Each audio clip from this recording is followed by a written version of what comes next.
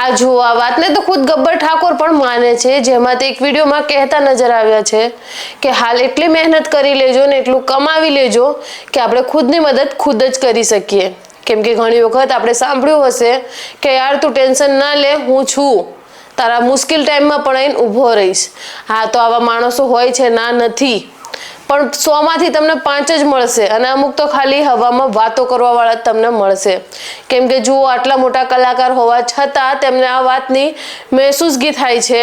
તે મહેસૂસ કરી રહ્યા છે કે ખરાબ સમયે ક્યારેય કોઈ નથી હોતું, જેના કારણે તે કહે છે કે ખુદની સેફટી માટે હંમેશા ખુદે જ ઊભું રહેવું પડશે. એ ભલે પછી તમારે ગેસનો બાટલો હોય, દવા હોય કે કાંઈ પણ ઘરને લગતી વસ્તુ હોય કે જીવનને લગતી વસ્તુ હોય, ક્યારેય આ બધી વસ્તુને લઈ કોઈ પર નિર્ભર ન રહેવું કે કોઈ પર આશા ન રાખવી. વિચારો કે આટલા મોટા કલાકાર હોવા છતાં તેમને આટલું બધું મહેસૂસ કર્યું અને તે આ બધું કહી રહ્યા છે. તેમને કેટલાય પ્રોગ્રામો કર્યા હશે, હાલ તેમની જોડે શું નથી, જેના કારણે તેમને આ બધું મહેસૂસ કર્યું.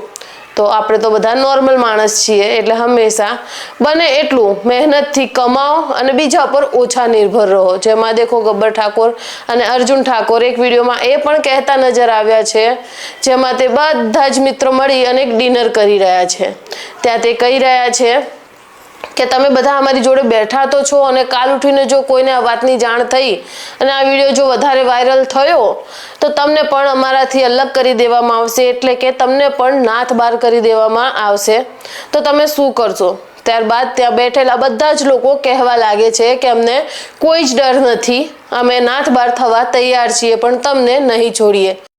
અલે આ તમે બધા માર ભેળા ફરો છો, તમે તાત્કાલિક મીટિંગ કરીને કાલ સમાજ બહાર કાઢશે પાછા. તમે તો તમારા ભેળા છો ને ભેળા રહેવાના, અમાર ભેળા રહ્યો એમ. એટલે તો સમાજ નો કોઈ નહીં, 2-4 જણા છે એટલે કાવતરું કર્યું છે.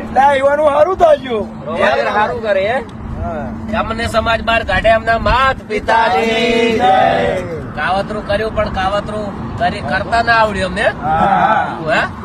જેવું જોઈએ એવું કાવતરું કરી ના જાય, સત્યની જીત થાય હંમેશા માટે. પણ વિવાહ બીજાના ઘેર ને સમાજ બારે આપણે ખતરનાક નહીં રમે, એમ રમાઈ છે. જય બાબારી. તો તમે કમેન્ટ બોક્સમાં બતાવવાનું ન ભૂલતા કે કોણ કોણ તેમના સપોર્ટમાં છે અને કોણ કોણ તેમના વિરોધીઓ છે. કેમ કે તેમને આ જે બધી પરિસ્થિતિ બતાવી તે કાંઈ ખોટી નથી બતાવી. અને આજે ડીજે તમે જુઓ કે દરેક ગામડામાં વાગી રહ્યા છે, તો પછી આ બંને ભાઈઓ જોડે જ કેમ વેર? અને આ એક જાતનું વેર જ કહેવાય.